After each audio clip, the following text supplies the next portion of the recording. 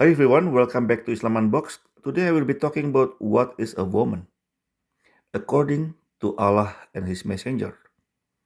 What are women for according to Allah and His Messenger? Why Allah created women according to Quran and Hadith? Let us learn and investigate. First, let us start from Surah Ar-Rahman, verse 69 to 76. Let us read. So which of the favors of your Lord would you deny? In them are good and beautiful women. So which of the favors of your Lord would you deny? Fair ones, reserved in pavilions. So which of the favors of your Lord would you deny? Untouched before them by man or genie. So which of the favors of your Lord would you deny? Reclining on green cushions and beautiful fine carpets. From this passage, it is very clear that Allah offering the righteous or people, Muslims who go to Jannah, He offers them women. So there are women waiting in rooms, sitting on green cushions with on nice carpet.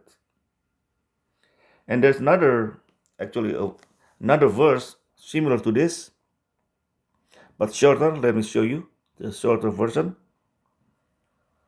This is from Surah Ar-Rahman, verse 56. In them there will be maidens restraining glances, whom neither a man might have touched before them, nor a jinn. It's very similar, right? So, Quran is very clear about it. There are women with waiting for those who go to heaven, to Jannah. Now, let us take a look at Surah Al-Waqiah, Quran chapter 56, verse 11. Let us read together. Those are the ones brought near in the gardens of pleasure, a company of the former peoples, a few of the later peoples, on thrones woven, reclining on them facing each other. There will circulate among them young boys made eternal, with vessels, pitchers, and a cup from a flowing spring. No headache will they have therefrom, nor will they be intoxicated. And fruit of what they select, and the meat of fowl from whatever they desire, and fair women with large eyes, the likeness of pearls well protected, as reward for what they used to do. Again, the reward are boys, wine, food, and women. And on this verse, it is wine, even though it doesn't say wine, but because verse 19 saying, no headache will they have therefrom, nor will they be intoxicated. So it is referring to wine. So this is not just like grape juice or water or tea, nothing like that. Now let us take a look at Surah Muhammad, verse 15. This is also the same, similar to that one, but shorter. Yet, little bit more detailed regarding the drinks.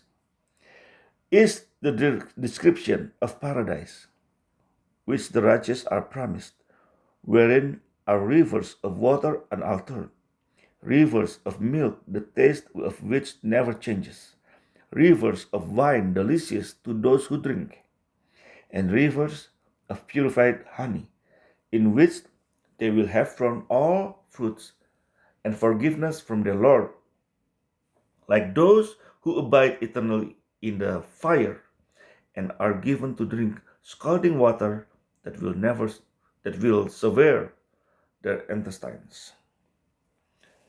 Now the details are here. There are rivers in heaven, which you can drink all kind of drinks, honey, milk, water, and wine. Delicious wine, not the cheap kind of wine. Now let us take a look the description of hell. Is from Al-Bukhari, Hadith number 3241, narrated Imran bin Hussein. The Prophet said, I looked at paradise and found poor people forming the majority of its inhabitants. And I looked at hell and saw that the majority of its inhabitants were women. Now look at this. This is the funniest thing. The first sentence, I look at paradise and found poor people forming the majority of its inhabitants. And I look at hell. And you think he will say the majority will be rich people because it should be the opposite. But no, the majority of its inhabitants were women. Very, very strange indeed. But anyway, so women, is the majority in hell. Now let's go to the next hadith I'm going to show you now. I know it says the grade is da'if. This by Sunan Ibn Majah, hadith number 4337. Let us read first. It was narrated from Abu Umamah that the Messenger of Allah said, there is no one whom Allah will admit to paradise, but Allah will marry him to 72 wives, 2 from Huris and 70 from his inheritance from the people of hell, all of whom will have desirable front passages. And he will have a male member that never becomes flaccid, i.e. soft and limp. So, the hadith says, everyone who goes to heaven will get 72 wives. 2 from Huris and 70 from hell. People from hell. So now remember, the previous hadith, what does it say? The majority of inhabitants of hell were women, right? So, isn't it like strange? You will get women from hell? It is very strange, right? And plus, the women from hell, it is said by this hadith, will have desirable front passages.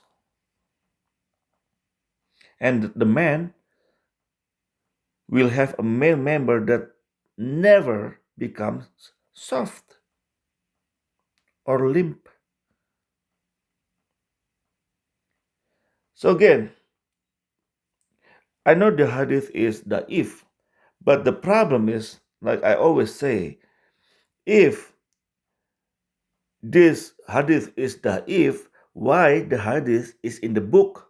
Why Sunan Ibn Majah put it in the book? And who graded da'if? This graded by Darussalam. We will talk next time about how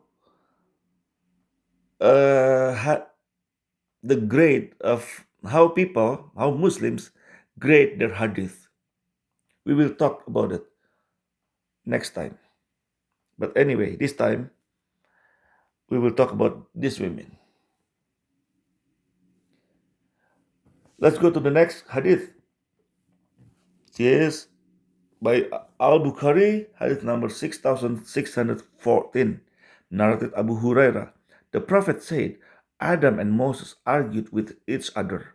Moses said to Adam, O Adam, you are our father who disappointed us and turned us out of paradise. Then Adam said to him, O Moses, Allah favored you with his talk, and he wrote for you with his own hand. Do you blame me for action which Allah had written in my fate 40 years before my creation? So Adam confuted Moses. The prophet added, repeating the statement 3 times. So Adam said, Allah had written his fate 40 years before his creation. So if we go back to this hadith, the majority of the inhabitants of hell were women. Don't you think it is Allah who make them going to hell? It is Allah who wrote their destiny, right? So Allah is the one who make them to go to hell, the women.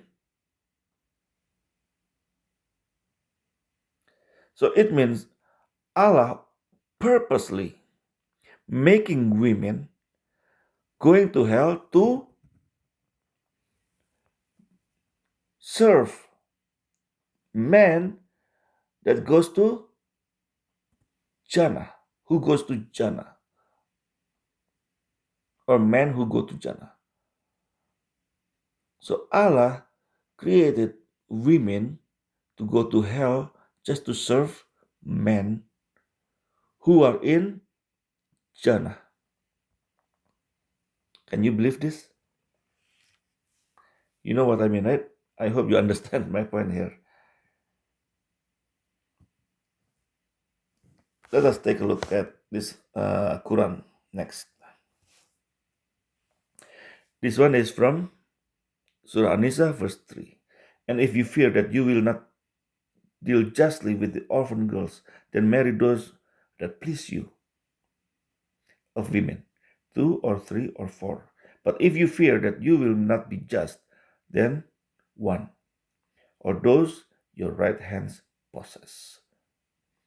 It is very clear here, it says, i.e. slaves. This is more suitable that you may not incline. So, this again, you can marry 2, 3, 4 women. And your slaves, you can have sex with them too.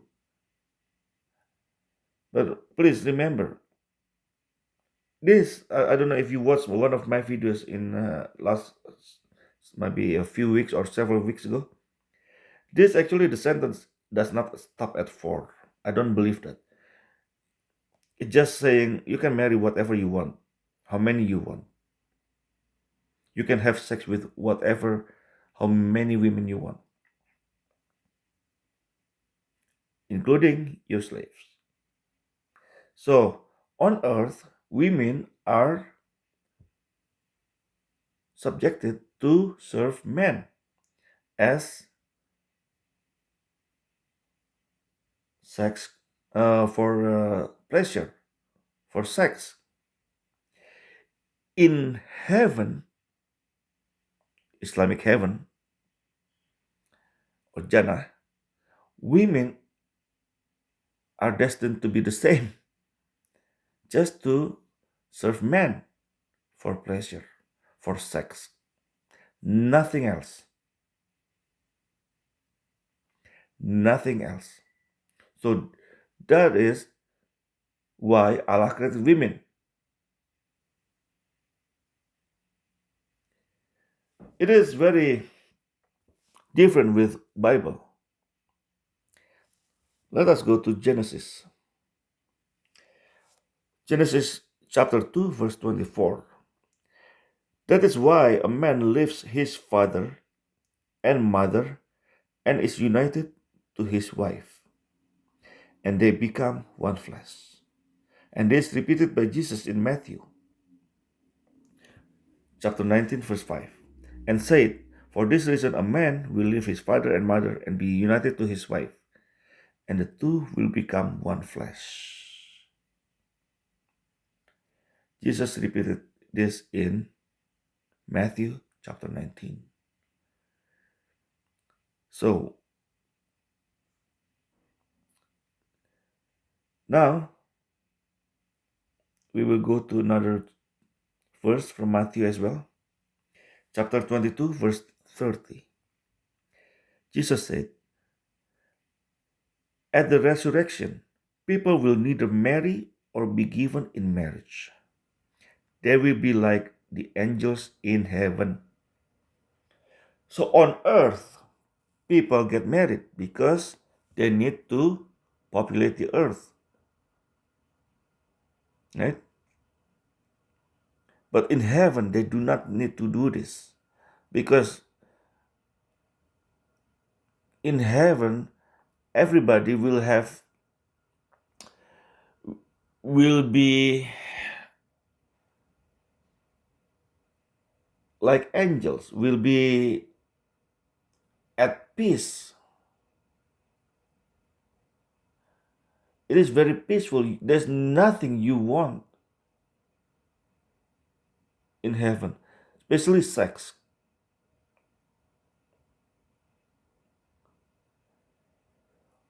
Now, before I finish, I finish this video, I want to show you a couple more hadith. These two hadith even better. Let us take a look. This one from Sahih Muslim, hadith number 2833. Anas bin Malik reported that Allah's Messenger said, "In paradise there is a street to which they would come every Friday. The north wind will blow and would scatter fragrance on their faces and on their clothes, and would add to their beauty and loveliness. And then they would go back to their family after having added lustre to their beauty and loveliness. And their family would say to them, 'By Allah, you have been increased in beauty and loveliness after leaving us.' And they would say, 'By Allah, you have also increased in beauty and loveliness after us.'" So they are still talking about earthly things in heaven, beauty, loveliness. I mean, of course, in heaven, people will. I do believe in heaven, people will not think about it anymore. It doesn't matter anymore. So everything will look beautiful regardless, because our mindset will be different. In heaven, we don't have the same mindset as we have on earth. This car is better than that car. This house more beautiful than that house. My wife is more beautiful than your wife. My children are smarter than your children. We have nothing like that anymore. There's no competition anymore, because love rules. There's no jealousy, no pride anymore. This kind of thing still showing, oh, beauty and this and that. This Islamic heaven is still the same like earth, basically. You can you can read it. Now, let's go back to what it says. There's a street to which they would come every Friday. There's a street. What street is this? Why they come to this street? Let us take a look from another hadith. Jamia Trimidi. Again, I know the grade is daif. But then again, I don't know why Trimidi put it in hadith in the book if it's daif. Let us read. Ali narrated that the Messenger of Allah said, "Indeed, in paradise there's a market in which there is no buying nor selling except for images of men and women. So whenever a man desires an image, he enters it. Now, word by word, you can see, right? There's a market in paradise. So there's images of men and women. There are pictures. So if you want to have sex with that one, you just enter it. So men can have sex with men as well, actually,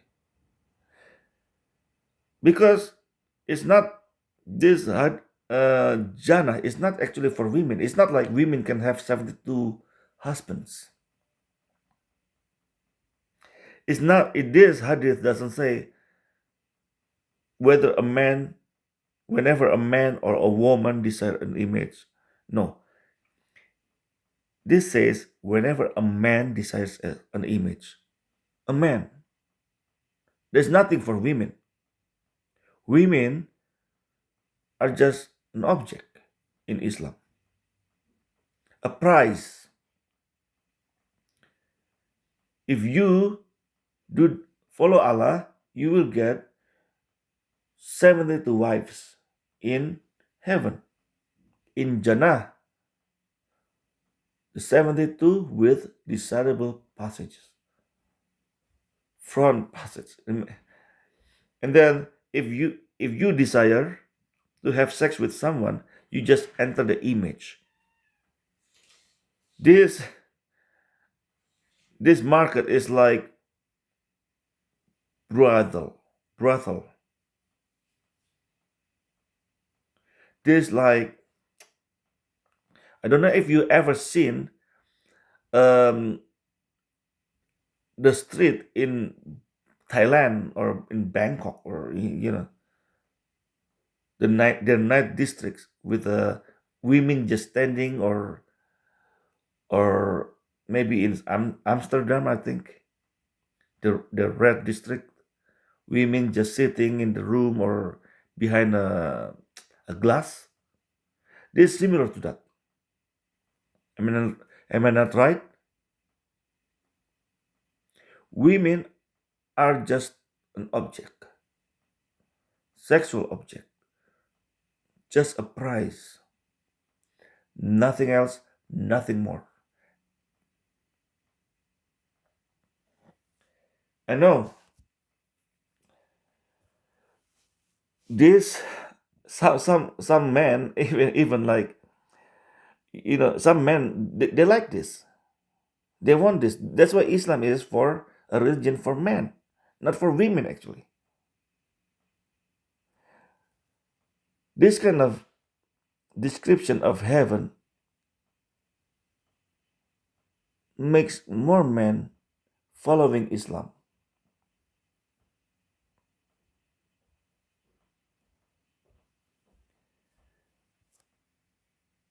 I hope this my video explains everything about women, about why Allah created women, about what women for, according to Allah and His Messenger. That's why I put everything on the screen, so we might learn together and understand what Islam is, what Islam truly is.